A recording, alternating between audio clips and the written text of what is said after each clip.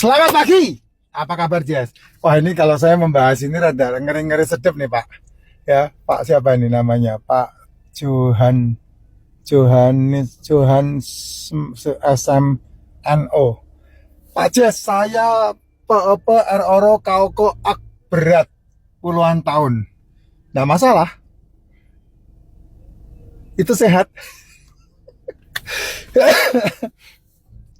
Dan memang sejak di saat mulai dapat pekerjaan, saya gak pernah sarapan. Nah, ini yang luar biasa.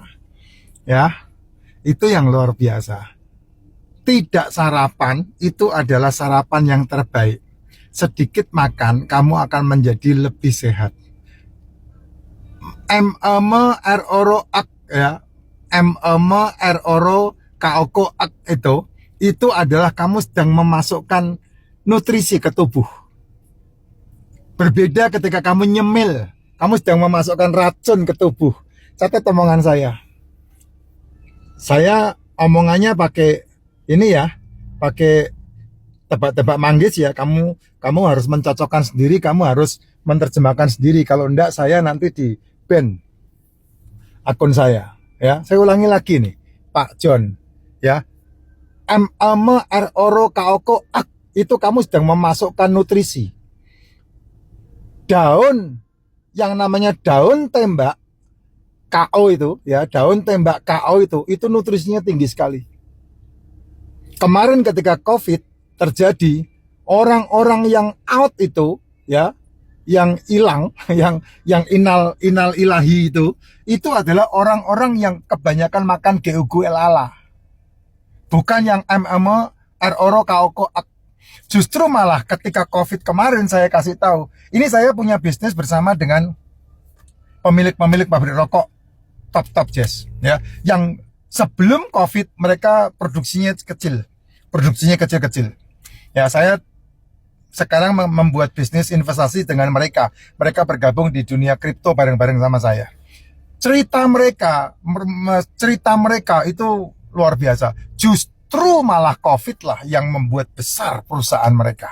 Kenapa? Karena orang aman ketika RORO kaoko. Kok bisa, Pak? Iya, karena selnya ternutrisi dengan baik.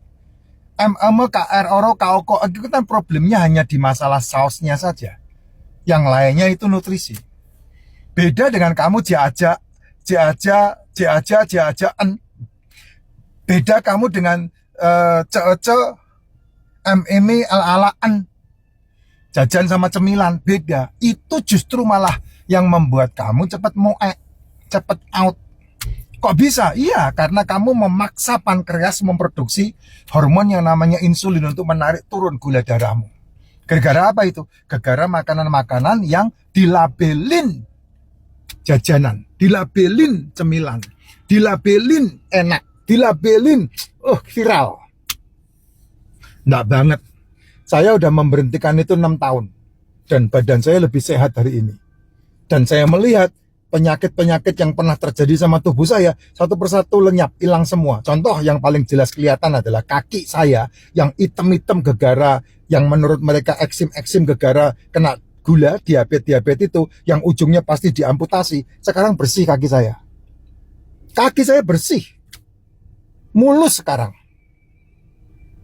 Gara-gara saya memberhentikan semua yang berhubungan dengan gula. Apa itu, Pak, yang berhubungan dengan gula? Nasi, jajanan, cemilan, 10, 11. Itu semua gula. Minuman-minuman berenergi, minuman-minuman manis, mau yang jumbo, mau yang little, mau yang kecil, mau yang medium, berhentikan semua. Saya tidak sentuh lagi. Cemilan saya cuman emping sama kacang mete. Itu cemilan yang masih on sama saya hari ini, sampai hari ini. Itu pun hanya saya makan ketika perjalanan jauh. Ketika saya ke Jawa Tengah, ketika saya ke Jawa Timur, ketika saya ke Sumatera, ketika saya ke Bangka Belitung. Nah, itu saya di mobil adanya kacang mede sama emping. Tuh. Coba deh kamu yang merasa dirimu sehat. Seberapa hebat sehatmu? Karena banyak yang terjadi, orang itu merasa sehat, olahraganya oke, tapi dia tidak jaga makannya, tahu-tahu main tenis, tahu-tahu main sepak bola, tahu-tahu lari pagi, tahu-tahu jalan kaki. Kenapa begitu? Karena terjadi penyumbatan yang ketika tubuh membutuhkan oksigen banyak, kesumbat, tidak bisa jalan. Why? Gula, bukan karena ero-ero kaokoaknya. Oh. Kampanye anti ero-ero kaokoak itu hanya masalah yang berhubungan dengan kalau saya ngomong nanti capek saya ya itu nanti malah jadi masalah buat saya. Lebih baik kamu dengar diam-diam baca lah ya, dengar diam-diam sehingga kamu bisa memahami dengan baik ya. Di dunia ini kan ada kartel, apalagi yang namanya kartel kesehatan, itu permainan semua itu. Saya udah bilang sama kamu, jurnal tahun 1916 itu dibuat untuk mengkambing hitamkan yang model-model kayak bapak ini, ero-ero kaokoak gitu, daging merah, telur, ya itu yang dibuat itu, mengkambing hitamkan itu. Padahal melegitimasi apa? Melegitimasi makanan-makanan yang adalah sampah, yang kamu bisa terjemahkan ganjil perut dulu. Apa yang ganjil perut? Saya mau tanya, kalau kamu bilang ganjil perut itu yang kamu masukkan ke mulutmu apa? Roti kan? Kamu ganjil perut yang kamu masukkan ke mulutmu apa? Jajanan kan? Kamu yang ganjil perut itu yang kamu masukkan ke tubuhmu apa? Gula kan? Dilegitimasinya kayak begitu. Makanya jangan heran 3-5 tahun anfal kamu. Bermasalah tubuhmu. Ya, bermasalahnya apa? Degeneratif itu udah pasti. Kenapa degeneratif? Karena itu bukan makanan sel. Selmu tidak makan gula untuk regenerasi selnya. Gula itu hanya membantu untuk energi. Kamu punya kalori. Kalau ndak habis, ya merusak tubuhmu.